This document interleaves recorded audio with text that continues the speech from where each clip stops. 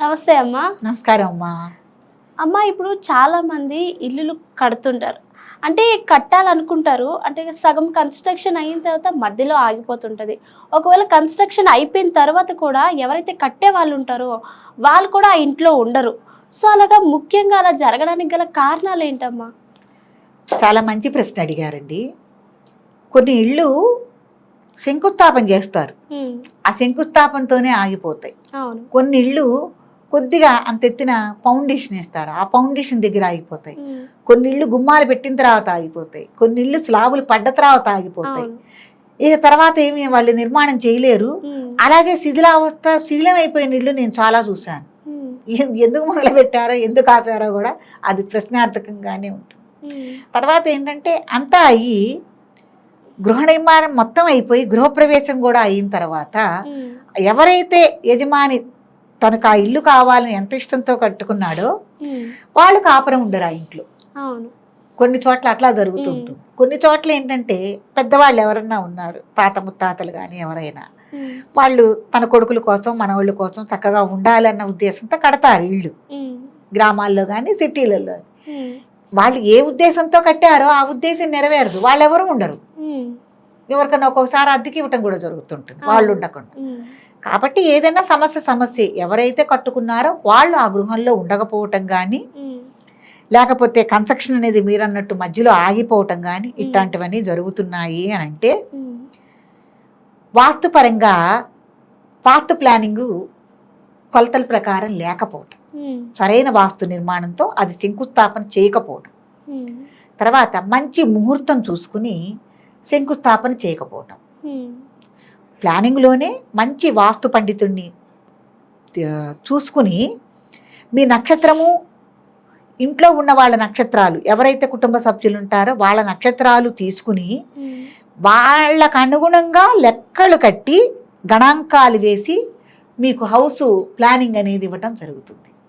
అట్లా జరగకుండా మీ సొంతంగా మీరేదో ప్లాన్ చేసుకుని కొలతలు లేకుండా గృహ నిర్మాణాలు మొదలు పెడితే ఈ రకంగా జరుగుతుంది. తర్వాత సరైన మాసంలో సరైన శుభలగ్నంలో శంకుస్థాపన చేయకపోయినా ఇది, తర్వాత మీరు ఎక్కడ ఏ చోట్ల అయితే మీరు ఇల్లు కట్టాలనుకుంటున్నారో ఆ చోట్లో పుట్టలు ఏమన్నా ఉంటే ఆ పుట్టల్ని చదును చేసి మనం తీసేసి వాటిని ధ్వంసం చేసి మనం ఏమన్నా గృహ నిర్మాణాలు చేపట్టామా అని కూడా మనం ఆలోచన చేయాలి. ఇది కూడా మధ్యలో ఆగిపోవటానికి అనేకమైన కారణాలు అవుతాయి. కాబట్టి జాతక రీత్యా కూడా నూతన గృహయోగం అనేది ఉందా లేదా అది కూడా మనం పరిగణలోకి తీసుకోవాలి. కాబట్టి ఎవరైనా ఇల్లు నిర్మాణం చేపట్టారు అని అంటే మన చేతిలో పైసా లేకుండా శంకుస్థాపన చేసినా కూడా ఇల్లు మొత్తం పూర్తయిపోయేలాగా ఉండాలి. అది లగ్న బలం అంటారు. కాబట్టి శంకుస్థాపన మీ దగ్గర కనీసం ఒక 50,000 కూడా లేకుండా శంకుస్థాపన చేసుకున్నా కూడా 50 లక్షలతో ఇల్లు కట్టిన వాళ్ళు వీళ్ళంతమంది ఉన్నారు. అద్భుతంగా 50 లక్షలకు మించి కూడా ఇల్లు కట్టి దాంట్లో 6 నెలలకే గృహప్రవేశం అయిన వాళ్ళని చాలామంది ఉన్నారు.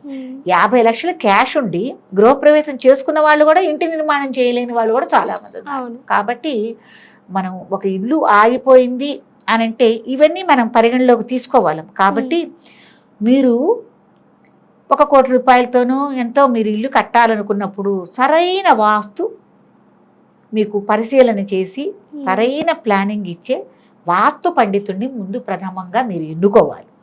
అదొకటి. స్థలం ఎలా ఉంది, ఆ స్థలం శుద్ధి కలిగింది అవునా కాదా, దానికి ఏమన్నా అడుగున ఎముకలు కానీ ఏదైనా కుక్కలు అవన్నీ తిరిగినప్పుడు ఎక్కడెక్కడి నుంచో ఏవో తీసుకొచ్చి దాంట్లో వేయటం అనేది జరుగుతుందమ్మా.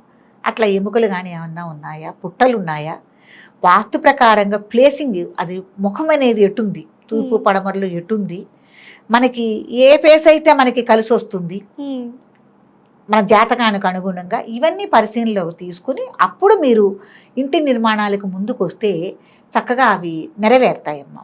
కాబట్టి ఇవన్నీ మీరు చూసుకోవాలి. చూసుకుంటే మీరు ఏదైతే ఉద్దేశంతో కట్టారో ఆ ఉద్దేశం నెరవేరుతుంది. కాబట్టి ఎవరు తెలిసి తెలియకుండా ఇళ్ళ నిర్మాణాలు ఇట్లా మొదలుపెట్టి మధ్యలోనే ఆగిపోయి కానీ కాపురాలు ఉండకుండా కానీ, తర్వాత ఏదైనా నేను రీసెంట్గా కూడా విన్నాను, కొంత నిర్మాణం జరిగిన తర్వాత అనుకోనట్టు ఆ ఇంట్లో ఆ ఇల్లాలు కాలం చేయటం, ఆకస్మికంగా ఆ ఇల్లు మొదలుపెట్టి కొంత కన్స్ట్రక్షన్ జరుగుతూ ఉంటే ఆ ఇంటి యజమానురాలు కానీ యజమాని కానీ కాలం చేయటం అంటే చనిపోవటం అనేది జరిగింది.